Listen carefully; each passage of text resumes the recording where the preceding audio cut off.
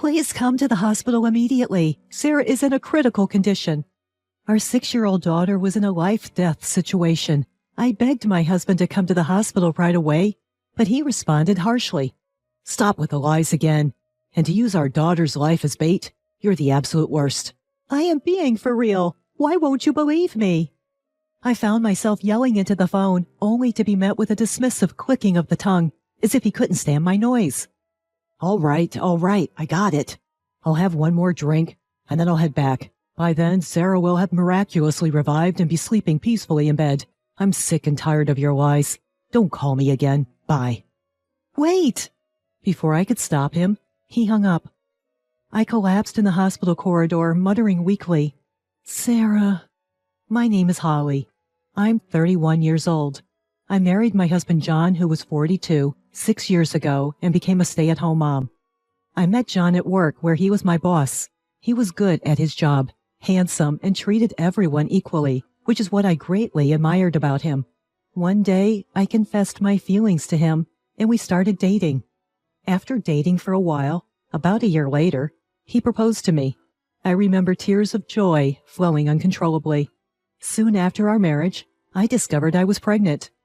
We did it! We're going to raise our child with so much love and affection. I was genuinely happy to be married to the man I respect, and to be expecting his child. However, since our daughter Sarah was born, John drastically changed and became cold towards me. He started belittling me, accusing me of lying when I said I was unwell and needed a break from household chores. He wouldn't help me at all. When Sarah was a baby and often cried at night, he would shout, She's annoying! Put her to sleep quickly! Many times I found myself in tears, living a life far different from the family life I dreamt of. You are a stay-at-home mom, and you can't even take care of the kids while doing your chores? Damn, I picked the wrong one. Why would you say that? We are couples. We are together in this.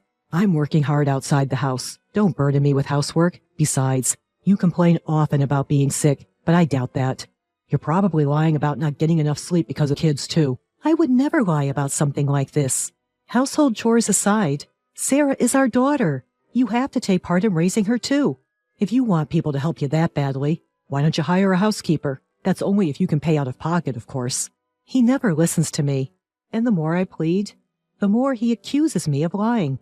I could take his insults, but it hurt that he didn't even care for our daughter.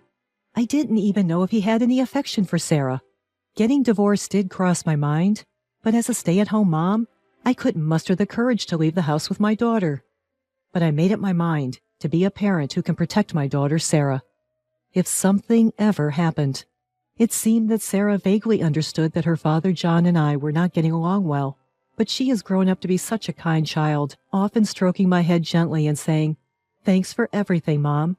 Each time, I would gently hug Sarah and tell her, Mommy loves you a lot, Holly. But suddenly, one day, something very precious to me got taken away. It happened on Sarah's 6th birthday. The 3 of us were planning to celebrate her birthday together. I was busy with preparations since morning, and I was mostly done by before 3 p.m. Just as I was about to go buy her birthday cake, I received a call from John. I got roped into a night out with my colleagues. I'll be home late. Today is Sarah's birthday. You promised you would be home. Can't be helped. I was invited out. I'm popular, you see. John seemed pleased with himself, laughing smugly. Popular my foot. They probably just want you to pick up the tab. I've always told him to stop paying for all of his colleagues' at-night outs, but John never listened. He would simply say, Who else is going to pay then? I'm the boss. Can't you please come home for Sarah? She's been looking forward to celebrating her birthday with you. Stop nagging. I'll get her a present, so that should be enough. Fine. Whatever. I didn't wait for John's response. I hung up the phone with a loud click. Slamming down the receiver gave me a sense of relief. I shouldn't let this get to me. Today is all about Sarah. I need to keep smiling. I decided to head to the local bakery and bought a strawberry cake, Sarah's favorite. All that was left to do was wait for Sarah to come home. But Sarah didn't come home, even as the evening fell and the sun began to set. Perhaps she was playing with her friends and lost track of time. But she was too late. Just as I was considering whether to go look for her in the park or call the police, the phone rang. It was a call from the police. Holly had been in a traffic accident. What? Is Sarah all right? She's been taken to the hospital, but it seems she's still unconscious. We apologize for the delay in contacting you. It took some time to confirm her identity. I need to rush to the hospital now. I regretted not giving Sarah a note with my contact details, but there's no point crying over it now. I rushed to the hospital, my face as white as a sheet. Please, God, save her. But then I was told by a nurse that Sarah was in critical condition. I suddenly felt all the strength leave my body, and I sank to the floor. She'd gone to school just fine this morning. It wasn't supposed to be like this. I kept trying to convince myself that it was all a nightmare. However, the sound of the machines attached to my unconscious daughter brought me back to harsh reality. Oh, I need to call John, I muttered to myself as I walked out of the room to call my husband. What? It's you again? Don't call me while I'm out drinking. Sarah got in an accident and is being treated at the hospital. It might be serious. Get here now. But my husband's responded saying, Yeah, another one of your tall tales. You just love lying, don't you? I'm not lying. Please, come to the hospital right now. Sarah is in a critical condition. Don't make up such lies. Don't hold any grudge against me just because I didn't come home for her birthday. Man, you terrify me. Haha. Shut up and just come here now. Sarah she might not make it. Before I knew it, I was pleading to my husband through my tears. The fact that my husband called me a liar and wasn't showing any concern for our daughter, even at a time like this, filled me with sadness more than anger. All right, I got it. I'll have one more drink and then I'll head back. By then, Sarah will have miraculously revived and be sleeping peacefully in bed. I'm sick and tired of your lies. Don't call me again. Bye. Wait! Before I could stop him, he had hung up. In the hospital room, I sat wiping my endless tears, waiting for Sarah to wake up. But she never did. Her birthday became the day she left us forever. Why? Please open your eyes. No matter how much I called out to her, no matter how many times I touched Sarah's lifeless body, she never smiled back at me again. Sarah was such a good girl. She was a bit shy, but she was always thoughtful towards others, a caring girl, an angel. Why did she have to lose her life? Sarah! I broke down crying in the hospital, not caring about the people around me. In the end, my husband never came to the hospital that day. The day of the funeral was under a cloudy sky that seemed ready to burst into tears at any moment. John's colleagues and bosses also came to the funeral. I had met them before, but this isn't how I wanted to meet them again. Afterward, my fellow mom friends took turns talking to John and me, but it was clear they find it hard to approach me, who was barely able to stand.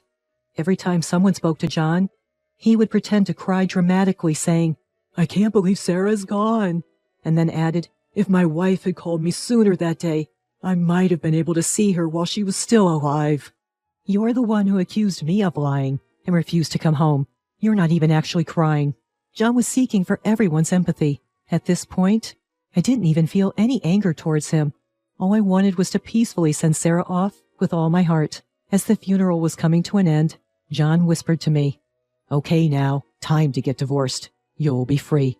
Taken aback by his sudden words, I glared at him, biting my lip, but he quickly left to go smoke outside. Amid the whirlpool of emotions, as I continued to thank the attendees, a woman approached me. Holly, my deepest condolences. I never imagined something like this would happen. This woman was Kay, a colleague of John's and my closest friend from my office worker days. She came close and gently rubbed my shoulder. It was a moment where I felt, if only slightly, that my heart could rest since Holly passed away. 3 days after the funeral ended, I received a call from Kay while in a daze. When we met at a cafe near my home, she was very worried about me. She asked whether I was eating right and getting enough sleep. The fact that she checked in on me was more than enough for me. To be honest, I hate to be the one to tell you this, but the day Holly got into that accident, I was also drinking with John and other colleagues, and I saw when John picked up your call. Is that so? I told him he should go to the hospital. I should have urged him with more pressure. I'm sorry. There's no need for you to apologize, Kay. I know you told him to go to the hospital, and that's enough. Okay, I'm sorry. And I was really unsure about telling you this, but Kay slowly started telling me about John's recent behavior. She suspected that he might be having an affair with a young colleague named Lee at his workplace. Moreover, when everyone went home after drinking, it turned out he was alone with Lee. I hate to say it, but there have been rumors at the office about John and Lee. People are suspecting that they might be having an affair. I see. The fact that I was the only one unaware of this, being manipulated by John, filled me with anger. Kay, there's something I want to ask you. Yeah, you want to gather evidence of John's infidelity, right? I'll help. Kay, my best friend from my office worker days, already knew what I wanted to say. With Kay's assistance, I decided to gather evidence of my husband's affair at work. A week later, I got to learn more about John's affair from Kay. Apparently, John and his mistress were openly flirtatious at work, and they would frequently leave the office together after work and disappear into a hotel district. Kay had followed them and took photos and videos of them together. Kay, thank you for your all this. Holly, are you okay? If there's anything else I can help you with, don't hesitate to ask. I fought back the tears that threatened to spill at Kay's words of concern. Forcing a smile, that night, I presented my husband with a signed divorce paper. Let's get a divorce, please. Lucky me. I wanted to break up with you too. So I'm demanding $30,000 in compensation from both of you. What? That's too much just for a divorce. Gosh, you're all about money.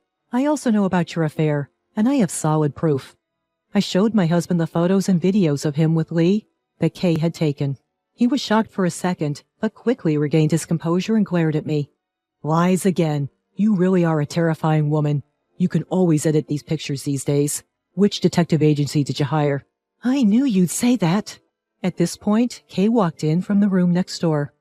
Out of concern for me, she insisted to stay with me and had been waiting in there. My husband was taken aback by the unexpected guest. Why? These photos and videos aren't fabricated. I took them myself. You are the absolute worst. Your daughter has passed away and you're cheating too? If you don't admit it, I'll report it to our boss.